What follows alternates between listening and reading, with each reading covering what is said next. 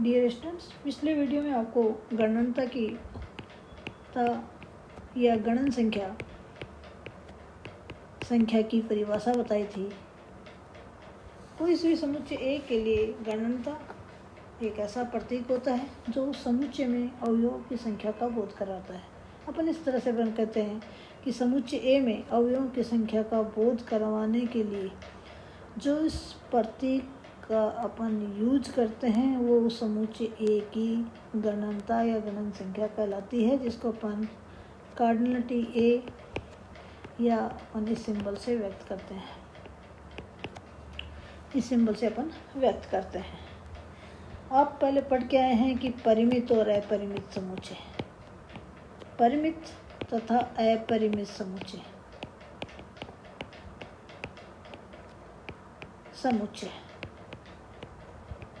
परिमित समुच्चय में आपने परिभाषा की थी कि एक समुच्चय है जिसमें अवयवों की संख्या परिमित हो, वो आपका परिमित समुच्चय कहलाता है। एक परिमित समुच्चय कहलाता है।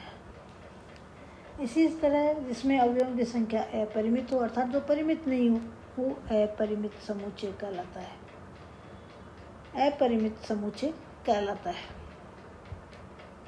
अब जो परिमित समुच्चय आपके पास है, यदि ए आपका परिमित समुच्चय है, जैसे ए समुच्चय आपका ए परिमित समुच्चय है,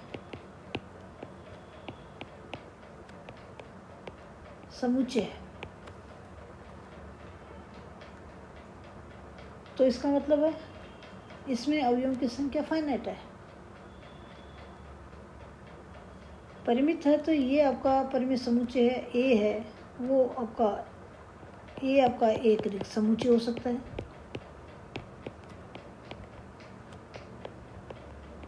ए या रिक्त समुच्चय है, अथवा ये जो समुच्चय है ए है, वो समुच्चय आपका दूसरा एक समुच्चय लें, अथवा समुच्चय 1, 2, 3 एंड सो ऑन एम ले लेते हैं के तुल्य संख्यक है, अर्थात दोनों की गणन संख्या समान है। एक समुच्चय ए परिमित समुच्चय है तो इसमें अवयवों की संख्या समान है। परिमित समुच्चय या तो रिक्त समुच्चय हो सकता है या फिर इस समुच्चय के तुल्य संख्यक हो सकता है, इस समुच्चय के तुल्य संख्यक हो सकता है। तो यदि इस समुच्चय के तुल्य संख्यक है तो इसकी जो कार्डिनलिटी है, कार्डिनलिटी ऑफ ए है, वो कितनी हो जाएगी? एम हो जाएगी। कब? जब ये परिमित समुच्चय ए है, वो समुच्चय 1, 2, 3 एम के तुल्य संख्यक है। और यदि समुच्चय ए रिक्त समुच्चय है तो इसकी कार्डिनलिटी ए है, वो कितनी हो जाएगी? 0 हो जाएगी। कब? जब समुच्चय ए है समुच्चय 1, 2 एंड सो ऑन एम के तुल्य संख्यक है या तुल्य है, इस समुच्चय के तुल्य है,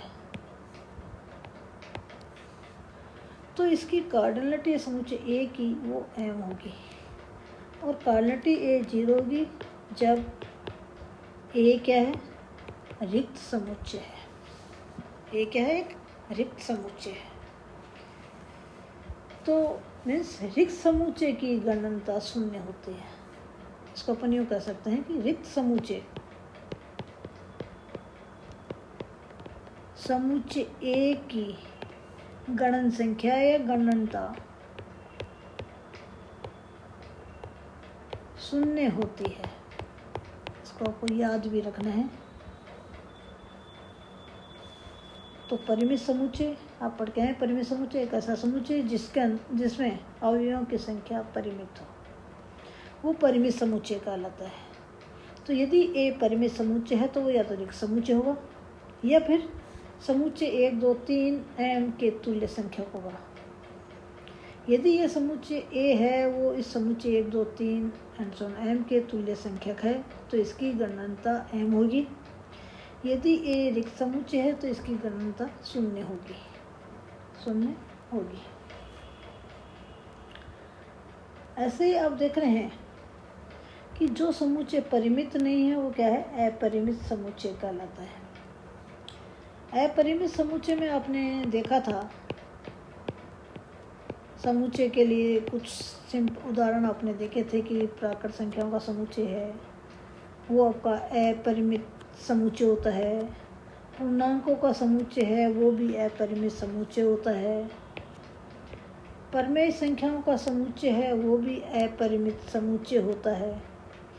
तो ये प्रश्न अपने उठता है कि क्या अपरिमित समुच्चय की गणनता या गणन संख्या परिभाषित हो सकती है या नहीं। हाँ, अपरिमित समुच्चय की गणन संख्या परिभाषित अपन कर सकते हैं। वो अपन इस तरह से परिभाषित करेंगे, गणनीय अनंत समुच्चय।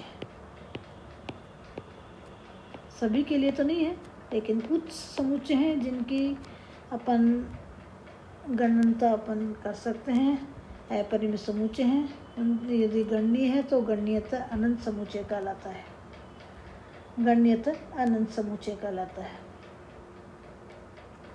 तो समुच्चय यदि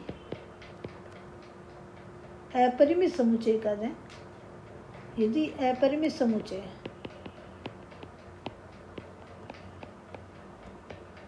समुच्चय A तथा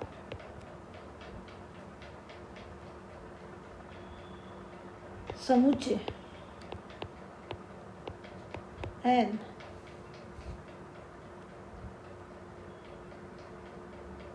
तथा समुच्चय N तुल्य है, अर्थात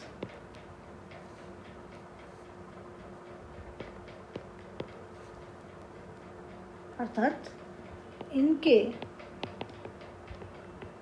अवयवों के मध्य एक की संगति 1-to-1 correspondence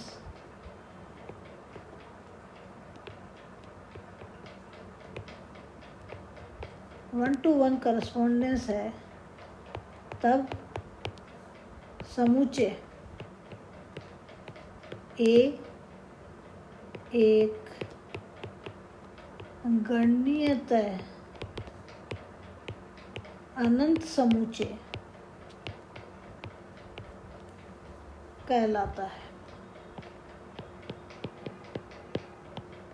एक अपरिमित समुच्चय A है जो कि प्राकृत संख्याओं के समुच्चय n के तुल्य है, वो आपका गणनीयतः अनंत समुच्चय कहलाता है। गणनीयतः अनंत समुच्चय कहलाता है। n के तुल्य होता है, तो n गणनीयतः अनंत समुच्चय है। अब बात करें अपन z के लिए कि z आपका गणनीयतः अनंत समुच्चय है या नहीं है। इसमें 1-1 करस्पॉन्डेंस अपन किस प्रकार से परिभाषित करें। तो फॉर एग्जाम्पल आप देखें कि z जिसके अंदर अवयव होते हैं -3, -2, -1, 0, 1, 2, 3 एंड सो ऑन, ये प्राकृत संख्याओं के समुच्चय के तुल्य संगत है या नहीं। तो अपन क्या करें कि इस z के अवयवों को अपन इस तरह से लिख दें 0, 1, -1, 2, -2, 3, -3 एंड सो ऑन। ये आपका समुच्चय z का पहला अवयव है, ये दूसरा, ये तीसरा, ये चौथा, ये पांचवा, इस तरह से अपन ले लें। तो अपन एक फंक्शन अपन डिफाइन करें f, प्राकृत संख्याओं के समुच्चय n से z के अंदर, सच दैट इस प्रकार है कि n की इमेज, n की f इमेज वो है n/2 जब n सम है। n का मान 1 है तो क्या होगी, n बराबर 2 है तो 1 होगी, n बराबर 4 है तो 2 होगी, इस तरह से। और -n-1/2 है जब n विषम है, n विषम है, अर्थात n का मान 1 है तो कितनी आ जाएगी, 1 - 1 0/2 तो 0। n का मान 2 है तो ये 1 आ गई, n का मान 3 है तो ये कितना, 3 - 1/2 अर्थात माइनस का 1, ये आ गई। n का मान 4 है तो 2, ये आ गई। n का मान 5 है तो -2, n का मान 6 है तो 3, n का मान 7 है तो -3। इस तरह से इमेज आपके पास आती जाती है। तो अपने फंक्शन f डिफाइन किया n से n डेज के अंदर। अब देख रहे हैं कि f एक ही आच्छादक फलन है, अर्थात समुच्चय n और समुच्चय z है तुल्य संख्यक है। तुल्य संख्यक है तो मीन्स समुच्चय z है वो आपका गणनीयतः अनंत समुच्चय है। अतः समुच्चय z कैसा है, गणनीयतः अनंत समुच्चय है। समुच्चय है तो कोई भी समुच्चय है, उस समुच्चय को गणनीयतः अनंत समुच्चय देखना है तो उसका अपन उस समुच्चय को प्राकृत संख्याओं के समुच्चय के तुल्य संगत अपन दिखा देंगे। अर्थात एक फंक्शन डिफाइन करें z से n में या n से z में। इस तरह से आप परिभाषित डिफाइन कीजिए कि आपके पास वो फंक्शन आपका एक ही आच्छादक हो जाए, और तब आप कहेंगे कि ये दोनों समुच्चय हैं, तुल्य हैं, अर्थात गणनीयतः अनंत समुच्चय है। गणनीयतः अनंत समुच्चय है। तो आपको अभी बताया था कि गणनीय समुच्चय, और आपका कोई भी समुच्चय है, परिमित समुच्चय है, वो गणनीय समुच्चय होता है। और अपरिमित समुच्चय है वो भी गणनीय समुच्चय होता है, क्योंकि ये गणनीयतः अनंत समुच्चय हो गया। अपरिमित समुच्चय था z, लेकिन गणनीय है। तो गणनीय समुच्चय की परिभाषा क्या आ जाएगी, गणनीय समुच्चय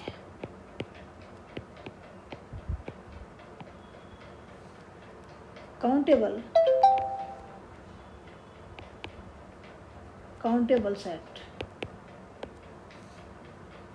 अर्थात जिस समुच्चय के अवयवों को काउंट कर सकते हैं वो काउंटेबल सेट हो गया। तो समुच्चय A, यदि समुच्चय A एक परिमित समुच्चय है,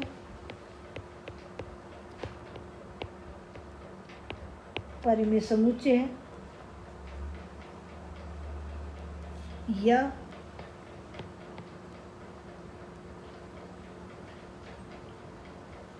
या एक गणनीयतः अनंत समुच्चय है, तब समुच्चय A गणनीय समुच्चय कहलाता है। समुच्चय कहलाता है। तो जहाँ आपके पास आएगी कोई भी समुच्चय है, गणनीय समुच्चय है या नहीं, ये मत सोच लेना कि वो आपका फाइनाइट है, इनफाइनाइट सेट है। फाइनाइट सेट है नहीं, इनफाइनाइट सेट है, वो भी आपका काउंटेबल सेट हो सकता है। वो भी क्या हो सकता है, काउंटेबल सेट हो सकता है।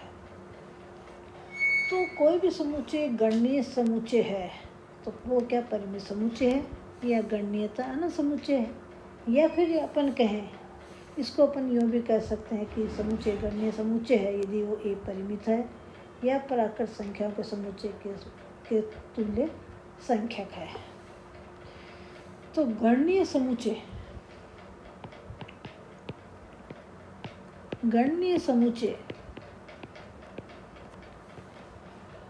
ए को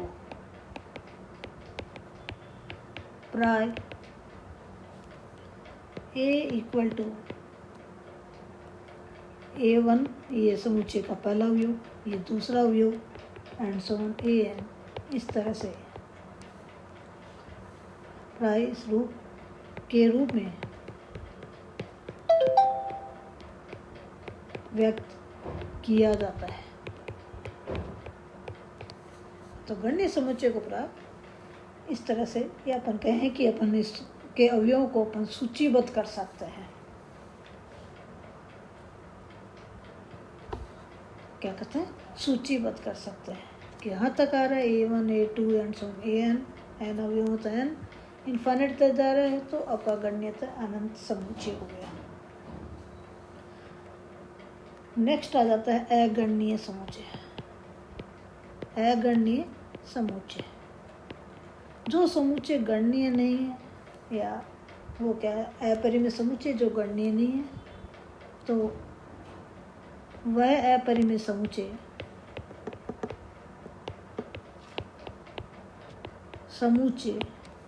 जो गणनीय नहीं है,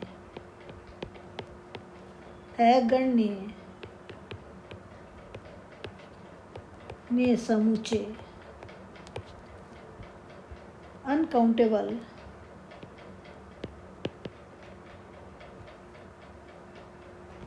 या अनकाउंटेबल सेट कहलाता है। अगणनीय समुच्चय सेट कहलाता है।